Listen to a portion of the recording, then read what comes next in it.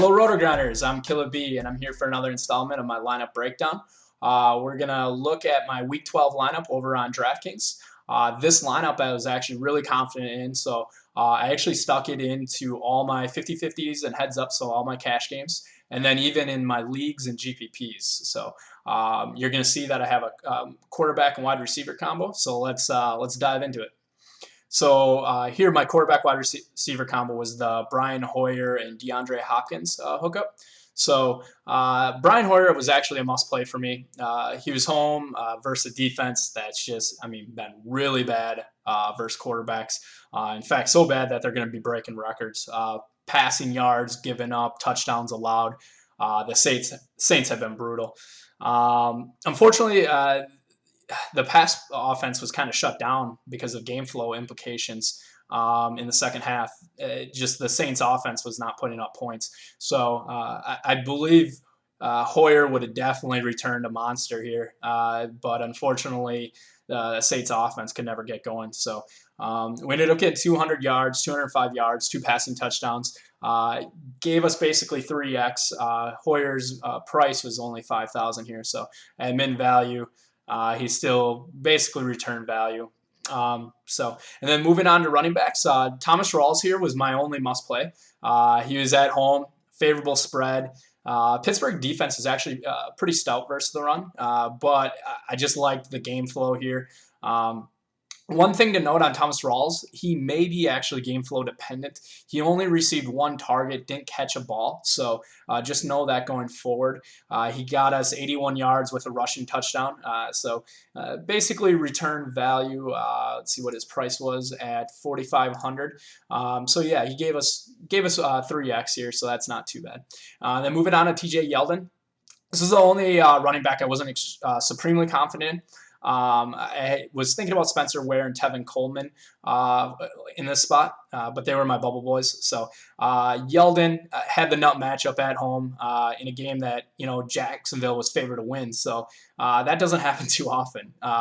So I projected him for about 20 to 25 touches here, and was really disappointed that he got only 13, which was his floor coming into this game. So pretty nuts that he received his floor when game flow you would assume that he would have got 20 plus touches here. So he ended up getting a total of 82 yards, 4 catches. So those 4 catches definitely helped his price here, but he didn't return value, only 12.2. So and then moving on to the last running back, this running back Buck Allen. Basically a near lock for me, just based upon strategy reasons. He played on Monday night, and this allowed me to pivot to Kamar Aiken if I was boxed out by an opponent in cash games, or if I wanted to box out my opponent. I left $300 on the table to make that switch to Kamar. So, and he was the only running back that gave me 4x return. He's really good at catching the ball out of the backfield. So just know that going forward, especially if the Ravens are behind, that might not be a bad thing, because he's definitely not game flow dependent. So and then wide receivers, the big disappointments here. All 3 of my wide receivers actually became must plays by Sunday to me. And so let's analyze DeAndre Hopkins and Julio.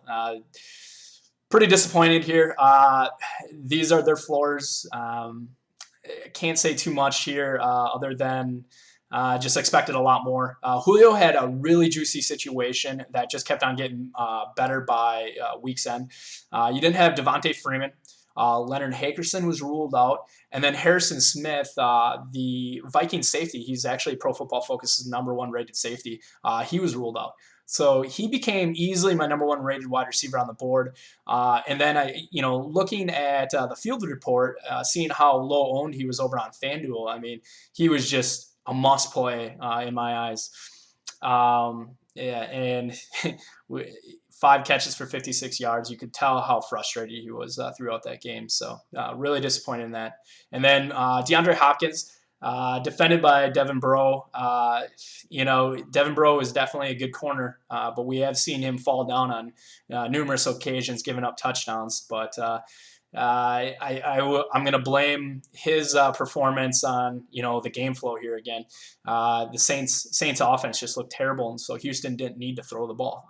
So they didn't need to get DeAndre involved as much as they used to. So again, both Julio and DeAndre created their new floors here. So unfortunately for us, it didn't work out, but I think the process was still right on rostering these two, and if this slate happened tomorrow, they would be in my lineup. So not too disappointed, disappointed in the results, but not disappointed in the process here. So, and then moving on to the bright spot of wide receivers, Stevie Johnson.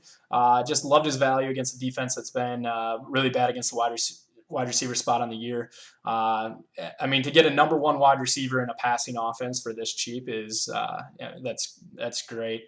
I believe he had 11 targets, had 7 catches, 92 yards, and then had that touchdown. Really good job on that touchdown, keeping his feet in. So love that. And then tight end. First time I was able to roster Gary Barnidge. This is actually between Barnidge or Jordan Reed. I ended up signing with Barnidge here just to give me that flex option availability with the Buck Allen or Kamara Aiken. So this is more of a strategy why I went with Barnidge over Reed, but was not disappointed in his game log, especially in the first 2/3 of the game.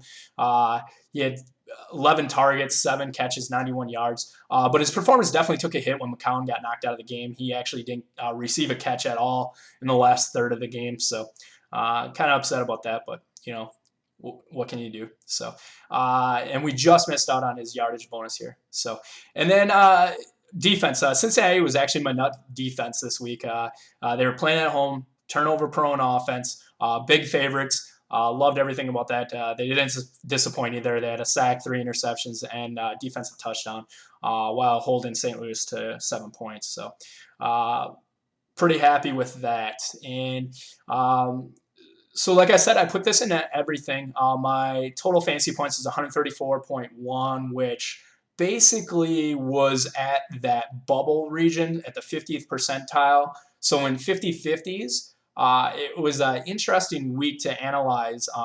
Actually, at the higher stakes, I was cashing.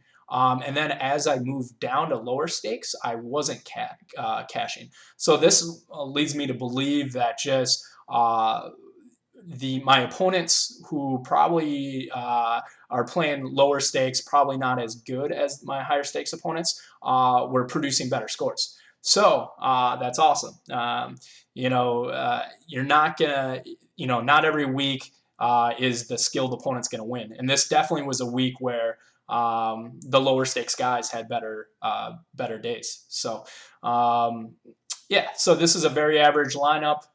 Can't be too disappointing because every once in a while your players aren't going to go off. So hope you guys did well, and if not, there's always next week. All right, signing off here.